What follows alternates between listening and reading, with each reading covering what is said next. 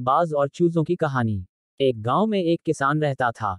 एक बार उसे कहीं से बाज का एक अंडा मिला। उसने वह अंडा मुर्गी के अंडे के साथ रख दिया।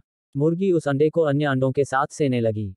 कुछ दिनों में मुर्गी के अंडे में से चूजे निकल आए और बाज के अंडे में से बाज का बच्चा।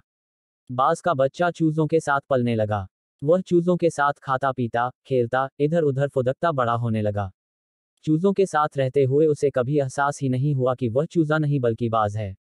वह खुद को चूजा ही समझता था और हर काम उन्हीं की तरह करता था। जब उड़ने की बारी आई तो अन्य चूजों की देखा देखी वह भी थोड़ी ही ऊंचाई तक उड़ा और फिर वापस जमीन पर आ गया। उसका भी ऊंचा उड़ने का मन करता, लेकिन जब वह सबको थोड़ी ही ऊंचाई तक उड़ता देखता तो वह भी उतनी ही ऊंचाई तक उड़ता। ज्यादा ऊंचा उड़ने की वह कोशिश ही नहीं करता था।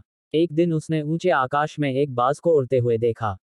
इतनी ऊंचाई पर उसने किसी पक्षी को पहली बार उड़ते हुए देखा था। उसे बड़ा अचरज हुआ। उसने चूजों से पूछा, वो कौन है भाई, जो इतनी ऊंचाई पर उड़ रहा है? चूजे बोले, वो पक्षियों का राजा बाज है। वह आकाश में सबसे ज्यादा ऊंचाई पर उड़ता है। कोई दूसरा पक्षी उसकी बराबरी नहीं कर सकता।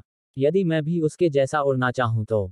बाज के पूछा, कैसी बात करते हो, मत भूलो तुम एक चूजे हो। चाहे कितनी ही कोशिश कर लो, बाज जितना नहीं उड़ पाओगे। इसलिए व्यर्थ में ऊंचा उड़ने के बारे में मत सोचो। जितना उड़ सकते हो उतने में ही खुश रहो।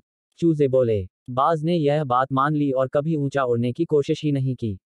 बाज होने बावजूद वह पूरी जिंदगी मुर्गी के समान जीता रहा। सीख।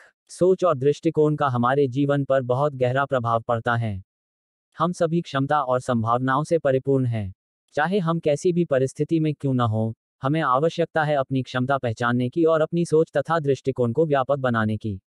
हम स्वयं को चूजे समझेंगे तो चूजे ही बनेंगे और बाज समझेंगे तो बाज बनेंगे। खुद को कम ना समझें, अपनी क्षमता को सीमित ना करें, बाज बने और जीवन में ऊंची उड़ान भरें।